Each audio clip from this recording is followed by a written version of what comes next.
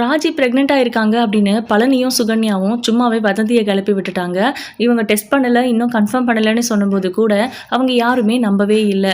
ஆனால் இப்போ டாக்டர்கிட்ட செக் பண்ணதுக்கப்புறம் தான் தெரியுது அவங்க ப்ரெக்னென்ட்டே கிடையாது. ஆக்சுவலாக அவங்களுக்கு ஃபுட் பாய்சன் ஆயிருக்கு, அதனால தான் அவங்க வாமிட் பண்ணியிருக்காங்க, ப்ளஸ் பீரியட்ஸ் தள்ளி போயிருக்கு அப்படின்னு. மற்றபடி இதில் அவங்க பேசிக்கிற அளவுக்கோ சந்தோஷப்படுற அளவுக்கோ ஒன்றுமே இல்லை. டாக்டர் ரொம்ப தெளிவாக சொல்லிட்டாங்க. நீங்கள் உண்மையை தான் சொல்கிறீங்களா அப்படின்னு கோமதி கேட்கும்போது, இதில் உண்மையை சொல்கிறதுக்கோ பொய் சொல்கிறதுக்கோ ஒன்றுமே இல்லை. செக் பண்ணிட்டோம், அவங்க ப்ரெக்னென்ட் இல்லை. என்ன ரீசன் அப்படின்னும் சொல்லிட்டோம். அவங்களுக்கு இருந்த சிம்டம்ஸ் உங்களுக்கு அப்படி தோணி இருக்கிறதுக்கு வாய்ப்பு இருக்குது. இப்போ தான் நிறைய ஆப்ஷன் இருக்கே டெஸ்ட் பண்ணுறதுக்கு. அந்த மாதிரி ஏதாவது நீங்கள் டெஸ்ட் பண்ணியிருக்கலாமே. ஹாஸ்பிட்டலுக்கு வரணும்னு கூட அவசியம் இல்லை. ஒருவேளை நீங்கள் கிட் வாங்கி டெஸ்ட் பண்ணி அதில் பாசிட்டிவ் வந்துருந்துச்சுன்னா நீங்கள் ஹாஸ்பிட்டலுக்கு வந்திருக்கலாம். இல்லையா, இன்னும் ஒரு 10 days வெயிட் பண்ணி பார்த்து அதுக்கப்புறமா அந்த சிம்டம்ஸ் அப்படியே இருக்குன்னா தான் நீங்கள் ஹாஸ்பிட்டலுக்கு வந்திருக்கலாம். பரவாயில்ல, வந்து செக் பண்ணிக்கிறது தப்புன்னு நான் சொல்ல வரல. பட் ஏன் கன்ஃபார்ம் பண்ணுறதுக்கு முன்னாடியே நீங்கள் எல்லாரும் அவ்வளோ சந்தோஷப்பட்டுட்டீங்க. உங்களை பார்த்தாலே தெரியுது நீங்கள் ரொம்ப ரொம்ப எதிர்பார்த்து வந்திருக்கீங்க. நான் இல்லைன்னு சொன்னதும் உங்களுக்கு வருத்தமாக இருக்குது. அவ்வளோ ஒன்றும் உங்களுக்கு வயசாகிடலையே, பொறுமையாக பெற்றுப்பாங்க அப்படின்னு டாக்டர் சொல்கிறாங்க. இதுதான் நானும் சொன்னேன் டாக்டர், யாருமே இதை ஏற்றுக்க மாட்டேங்கிறாங்க அப்படின்னு கதிர் சொல்கிறாரு. அதான் இப்போ சொல்லிட்டேன்ல, டாக்டரை பார்த்து கன்ஃபார்ம் பண்ணிக்கணும்னு நினச்சிருப்பாங்க போல இருக்குது. ஓகே, நீங்கள் நெக்ஸ்ட் டைம் இந்த மாதிரி ஏதாவது உங்களுக்கு டவுட் இருந்துச்சுன்னா முதல்ல ப்ரெக்னென்சி கிட் வாங்கிட்டு வந்து டெஸ்ட் பண்ணுங்கள். ஒருவேளை அதில் பாசிட்டிவ் வந்துச்சுன்னா அதுக்கப்புறம் ஹாஸ்பிட்டலில் போயிட்டு பாருங்கள், அதுதான் பெஸ்ட்டு அப்படின்னு சொல்கிறாங்க. சரி ஓகே அப்படின்னு இவங்க கிளம்புறாங்க. இவங்களோட முகம் சோகமாக இருக்கிறத பார்த்துட்டு வெளியே இருக்கிறவங்களுக்கெல்லாம் ஒன்றுமே புரியலை. ஒருவேளை ஃப்ராங்க் பண்ணுறாங்களோ அப்படிங்கிற மாதிரி யோசிக்கிறாங்க மீனா. ராஜி அப்படின்னு சொல்லி ஓடி போய் ஹக் பண்ணிக்கிறாங்க. என்னாச்சா நீ அப்படின்னு கதிர் கேட்குறாரு. இல்லைடா, நீங்கள் முகத்தெல்லாம் ஒரே மாதிரி டல்லாக வச்சுருக்கிறத பார்த்தா எங்ககிட்ட இல்லைன்னு சொல்லி ஃப்ராங்க் பண்ணுறதுக்காக பிளான் பண்ணியிருக்கீங்க போல் அப்படின்றாங்க. இல்லை, நிஜமாவே ராஜி கர்ப்பமாக இல்லை அப்படின்னு கதிர் சொல்கிறாரு. இதை என்ன நம்ப சொல்கிறியா அப்படின்றாங்க. இல்லை நீ நிஜமாக தான் சொல்கிறேன், ராஜி ப்ரெக்னென்ட்டாலாம் இல்லை அப்படின்னு சந்தோஷமாக சொல்கிறாரு. என்ன கதிர், இவ்வளோ நேரம் சோகமாக இருந்தால் இப்போ திடீர்னு சந்தோஷமாக சிரிக்கிறேன். ராஜு கர்ப்பமாக இல்லைன்னு சொல்கிறதுனால நீ சந்தோஷமாக இருக்கியா, இல்லை நான் சொன்னேங்கிறதுக்காக நிஜமாவே நான் சொன்ன மாதிரி ஃப்ராங்க் பண்ணுறீங்களா அப்படின்னு கேட்குறாங்க. அண்ணி ப்ளீஸ் ஒரு நிமிஷம் வாங்க அப்படின்னு எல்லாரையும் உட்கார வச்சுட்டு தண்ணி குடிக்க சொல்கிறாங்க. இங்கே பாருங்கள், ராஜு கர்ப்பமெல்லாம் இல்லை. சிம்டம்ஸ் வேணால் நமக்கு அப்படி தெரிஞ்சிருக்கும். இன்கேஸ் மறுபடியும் அந்த மாதிரி ஏதாவது சிம்டம்ஸ் தெரிஞ்சால் முதல்ல வீட்டில் கிட் வாங்கிட்டு வந்து டெஸ்ட் பண்ணுங்கள், அதுக்கப்புறம் ஹாஸ்பிட்டலுக்கு போயிட்டு செக் பண்ணிக்கோங்கன்னு சொன்னாங்க. மற்றபடி நம்ம தான் இதை பாசிட்டிவாக நினச்சி எதிர்பார்த்து இப்போ பாருங்கள் எல்லாருக்குமே மன வருத்தம், ராஜி ப்ரெக்னென்ட்டாலாம் இல்லை அப்படின்றாங்க. உங்களுக்கு வருத்தமே இல்லையா தம்பி அப்படின்னு மாறி கேட்குறாங்க. இல்லை, ஆக்சுவலாக ராஜிக்கும் எனக்கும் குழந்தை பெற்றுக்கணுங்கிற ஐடியாவே இல்லை. இந்த மாதிரி தோணுதே, டெஸ்ட் பண்ணி பார்ப்போன்னு நினச்சி கிட் வாங்குறதுக்காக மெடிக்கல் ஷாப் போனேன். ஆனால் அங்கே போயிட்டு ரிட்டர்ன் வந்தப்போ இதை எப்படி வீட்டுக்குள்ளே எடுத்துகிட்டு போகிறது, யாராவது பார்த்து கேட்டாங்கன்னா என்ன பண்ணுறதுன்னு யோசிச்சுட்டு இருந்தேன். அதை யோசிச்சுட்டு இருக்கும்போது தான் இவரும் அவங்க ஒய்ஃபும் வந்தாங்க. அவங்க 2 பேரும் என் கையில் இருக்கிறத பார்த்துட்டு நான் ராஜி கர்ப்பமாக இருக்கா அதை டெஸ்ட் பண்ணுறதுக்காக தான் நான் இது வாங்கிட்டு வந்திருக்கேன் அப்படின்னு நினச்சிக்கிட்டு அவங்களாவே வீட்டில் அங்கேயும் இங்கேயும் மாறி மாறி சொல்லிட்டாங்க. இதுதான் நடந்தது, மற்றபடி இன்னும் நாங்கள் அதை டெஸ்ட் கூட பண்ணவே இல்லை அப்படின்னு கதிர் சொல்கிறாரு. ராஜியும் ஆமாம் அதுதான் விஷயமே அப்படின்னு சொல்கிறாங்க. ஆனால் அத்தனை பேர் முன்னாடி நான் சொல்லிட்டு இருக்கும்போது ஒரு வார்த்தை கூட உன்னால் சொல்ல முடியாதாடா, அப்படியெல்லாம் எதுவும் இல்லை மாமான்னு அப்படின்னு பழனி கோவப்படுறாரு. மாமா அவ்வளோதான், நான் எனக்கு கோவம் வந்துட்டு பார்த்துக்கோங்க. ஒரு வார்த்தை என்னை பேச விட்டீங்களா, வாயை திறக்க விட்டீங்களா யாராவது? அப்படியே சந்தோஷத்தில் பூரிப்பில் குதிச்சுட்டு இருந்தீங்க. நான் என்ன சொன்னாலும் நீங்கள் கேட்க தயாராகவே இல்லை. சரி கொஞ்சம் நிதானமாகட்டும் சொல்லலான்னு பார்த்தா அதுக்குள்ளே எதிர்த்த வீட்டில் இருந்து இவங்கெல்லாம் வந்துட்டாங்க. உடனே அப்படி இப்படின்னு ஆரவாரமாக ஆகிப்போச்சு. நாங்கள் 2 பேரும் ரூமில் பேசிகிட்டு இருந்தோம், எங்களுக்கே தெரியாது ஆமாவா இல்லையா அப்படின்னு. நாங்கள் என்ன பேச முடியும் சொல்லுங்கள் அப்படின்றாங்க கதிர். சரி சரி, இதுக்கு மேலே பேசுறதுக்கு இங்கே ஒன்றும் இல்லை, நம்ம கிளம்பலாம் அப்படின்னு கோமதி ஒரு மாதிரி டல்லாகிறாங்க. வடிவு இருந்துட்டு நீ ஒன்றும் வருத்தமாக இல்லையே அப்படின்னு. வருத்தப்படுறதுக்கு என்ன இருக்குது, அவங்களுக்கு என்ன அவ்வளோ வயசாகிடுச்சா, இல்லை அவங்க இப்போவே குழந்தை பெற்றுக்கணும்னு நம்ம ஆர்வமாக இருக்கோமா, அவங்க முடிவு பண்ணிக்கிட்டோம். பட் குழந்தை உருவாயிருந்தா அதை வேண்டான்னு சொல்லக்கூடாதுன்னு தான் நான் சொன்னேன். மற்றபடி அவங்க விருப்பம், எப்போ வேணா பெற்றுக்கட்டும் அப்படிங்கிற மாதிரி சொல்லிட்டு கிளம்புறாங்க. பாண்டியன் வராரு. ஏன் கோமதி ஹாஸ்பிட்டலுக்கு வந்த உடனே எனக்கு கால் பண்ணுன்னு சொன்னால் என்ன இவ்வளோ லேட்டாக கால் பண்ணுறேன்னு. இல்லை ஹாஸ்பிட்டலுக்கு வந்த உடனே தான் உங்களுக்கு கால் பண்ணேன் அப்படின்றாங்க. அப்போது டெஸ்ட்லாம் பார்த்துட்டிங்களா, நல்ல விஷயமா, டாக்டர் என்ன சொன்னார் அப்படின்னு கேட்குறாரு. ஐயோ இவர்கிட்ட என்ன சொல்கிறது அப்படிங்கிற மாதிரி எல்லாருமே ஒரு மாதிரி டல்லாக நிற்கிறாங்க. ராஜி திருன்னு முழிச்சிட்டு இருக்காங்க. கதிர் என்ன பண்ணுறாருன்னா, இந்த இடத்துல நீங்கள் தானே எல்லாத்தையும் சொன்னீங்க, அவங்க எல்லாருக்கிட்டையும் போய் சந்தோஷமா இப்போ நீங்களே அவரை சமாளிச்சுக்கோங்க அப்படின்னு சொல்லி ராஜி வா என் கூட அப்படின்னு ராஜியை கூப்பிட்டுட்டு கதிர் கிளம்பிடுறாரு. இவங்க எல்லாரும் திருன்னு முழிச்சிட்டு இருக்காங்க. அட உங்களை தான் கேட்குறேன், அவங்க என்னடனா அவங்க பாட்டு கிளம்பி போயிட்டாங்க, என்ன வெக்கமாமா அப்படின்னு கேட்குறாங்க. ஐயோ ராஜி கர்ப்பமாகவே இல்லைங்க, நாமளாதான் அந்த மாதிரி நினச்சிக்கிட்டோம். அவங்க டெஸ்ட் பண்ணி கன்ஃபார்ம் பண்ணுறதுக்கு முன்னாடியே நம்ம எல்லாருமே அவள் கர்ப்பமாக இருக்கான்னு நினச்சிக்கிட்டு சந்தோஷப்பட்டுட்டோம். டாக்டரும் அதை தான் சொன்னார். சிம்டம்ஸை நினச்சி தான் நீங்கள் அந்த மாதிரி யோசிச்சிருக்க வாய்ப்பு இருக்குது அப்படின்னு. இல்லை அந்த பழனியை சொல்லணும் அப்படின்னு கொமெண்ட்லேயே குத்துறாங்க. ஐயோ அக்கா, நான் என்னமோ சந்தோஷமான விஷயம்னு நினச்சி சொன்னேன், அது இப்படி சொதப்பட நான் எதிர்பார்க்கல அப்படின்னுட்டு இருக்காரு.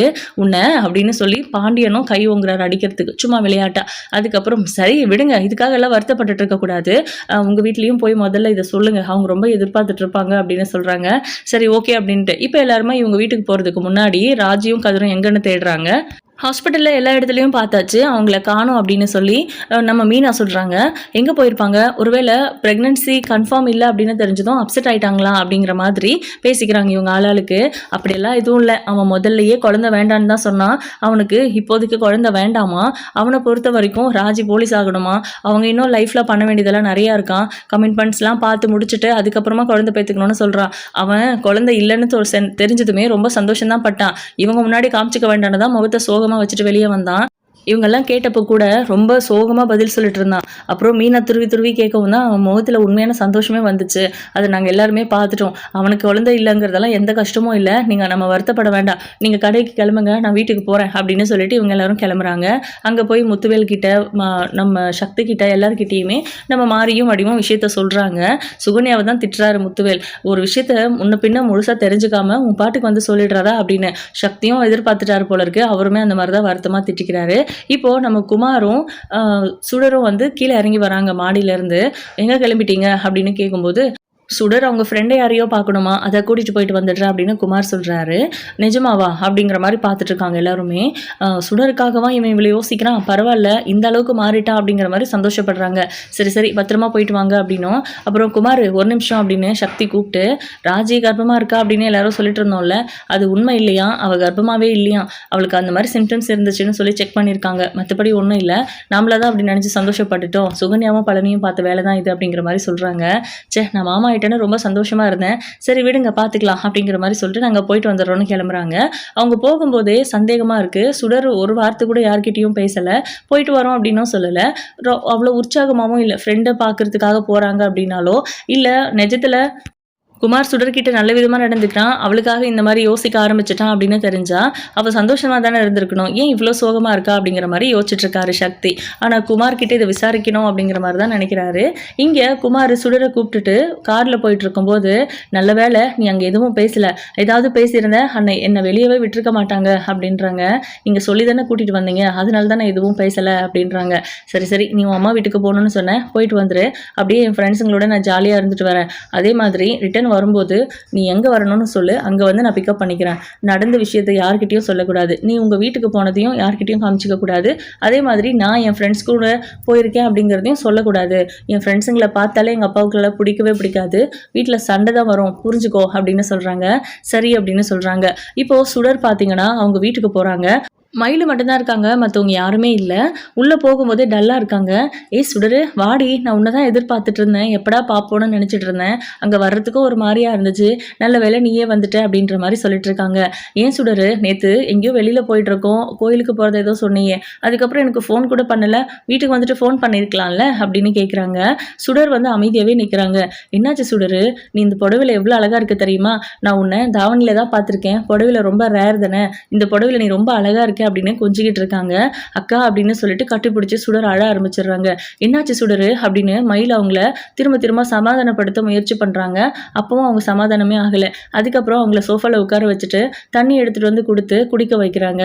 என்னாச்சுன்னு சொல்லு, ஏன் இவ்வளோ சோகமா இருக்க, முகமே ஒரு மாதிரி வாடி போயிருக்கு, என்னதான் ஆச்சு சொல்லு சுடரு, ஏதாவது பிரச்சனையா, அந்த குமார் ஏதாவது உன்னை திட்டுறானா, உன் கூட சண்டை போடுறானா, அங்க ஏதாவது உன்னை கொடுமை பண்றாங்களா, எதுவாக இருந்தாலும் அக்கா கிட்ட சொல்லு, என்கிட்ட சொல்லுன்னு சொல்லியிருக்கேன்ல, கல்யாணமாகி 2 நாள் ஆகுது, அந்த சந்தோஷமே உன் முகத்துல இல்லை, ஏன் இவ்வளோ சோகமா இருக்க அப்படின்னு சொல்லி கேட்குறாங்க.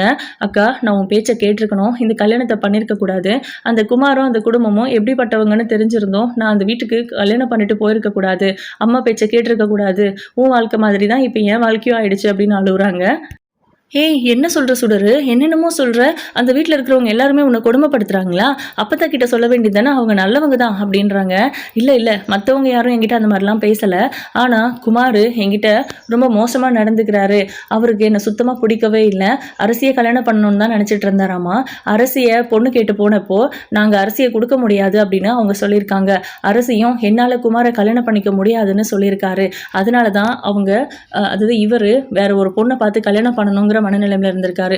இவரை யாருமே கட்டிக்க மாட்டேன்னு சொல்லிருவாங்கன்னு அரசிக்கு திமிராமா, அந்த மாதிரி அவர் நினைச்சிட்டு இருந்திருப்பா அப்படின்னும், அதுக்காகவே நான் உன்னை கல்யாணம் பண்ணனே தவிர உன்னை பிடிச்சி போயெல்லாம் கல்யாணம் பண்ணல, என் மனசுல எப்பவுமே அரசி தான் இருப்பா அப்படின்லாம் சொல்றாரு. நான் எப்படிக்கா இதெல்லாம் ஏத்துக்க முடியும்?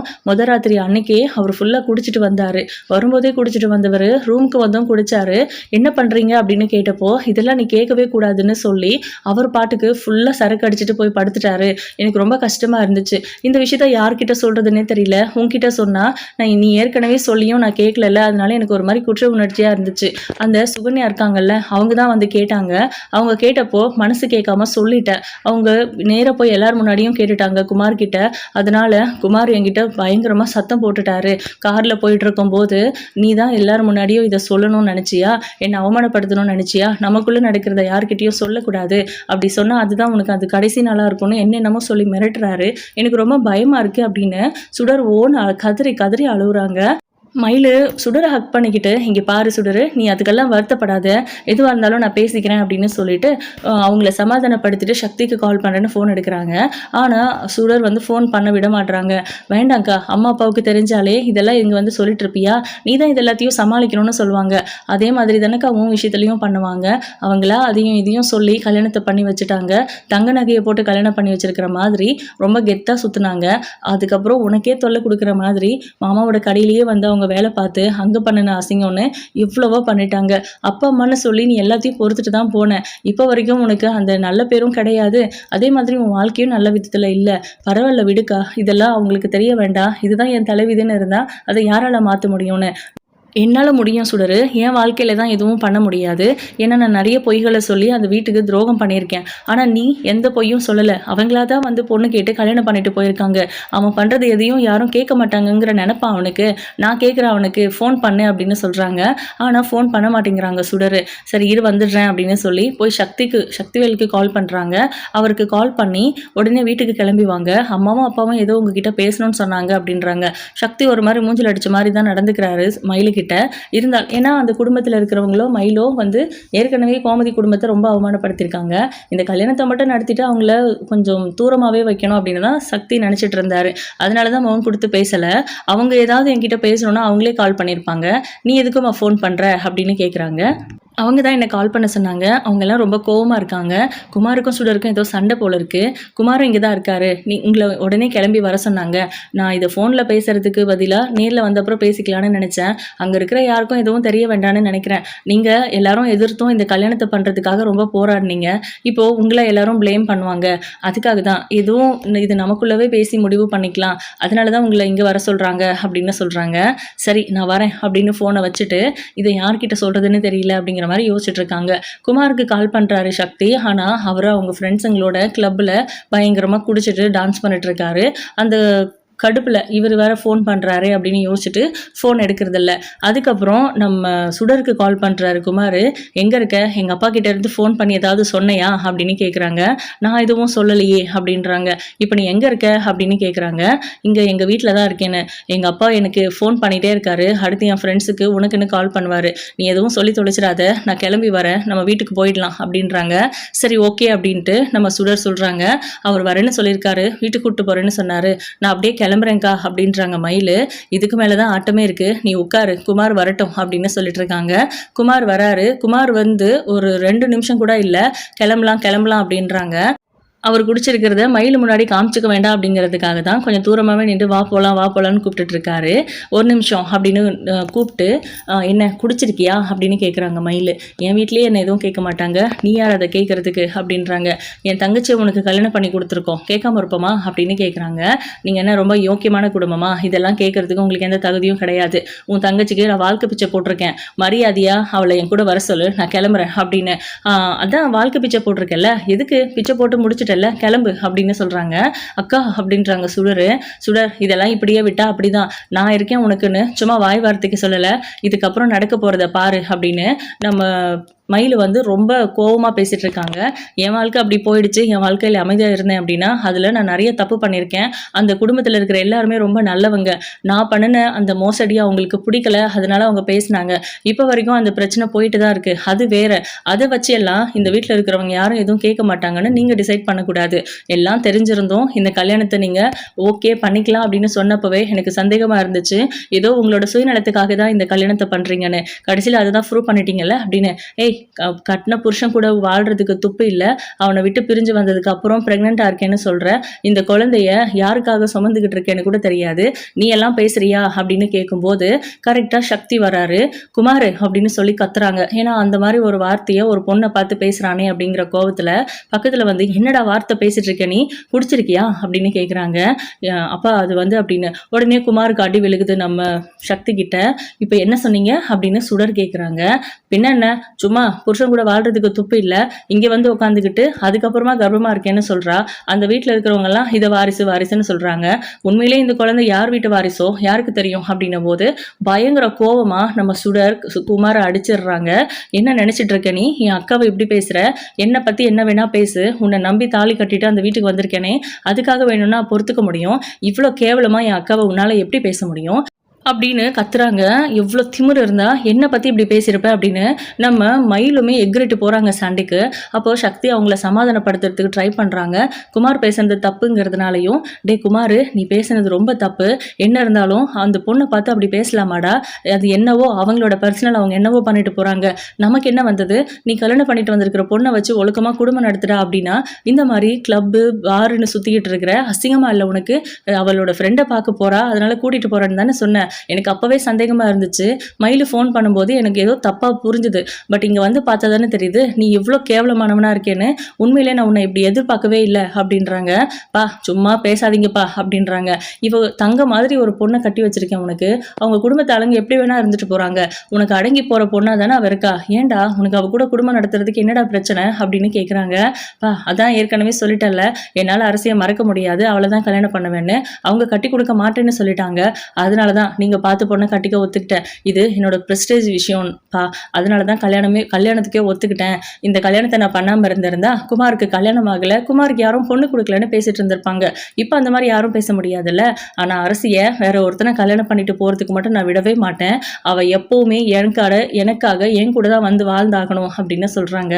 அசிங்கம் முடிச்சவனை என்னடா பேசிட்டு இருக்க நீ, கட்டின பொண்டாட்டி வச்சுக்கிட்டு என்னடா பேசுகிற அப்படின்னு கேட்குறாங்க. பா சும்மா இவ கழுத்தில் தாலி கட்டினேங்கிறதுக்காகலாம் இவ எனக்கு பொண்டாட்டி ஆகிட முடியாது, போய் இந்த குடும்பத்து பொண்ணையா நான் கட்டணும் அப்படின்னு. ஆமாம் அந்த பாண்டியன் குடும்பம் மட்டும் ரொம்ப ஒழுக்கமாடா அப்படின்னு கேட்குறாங்க.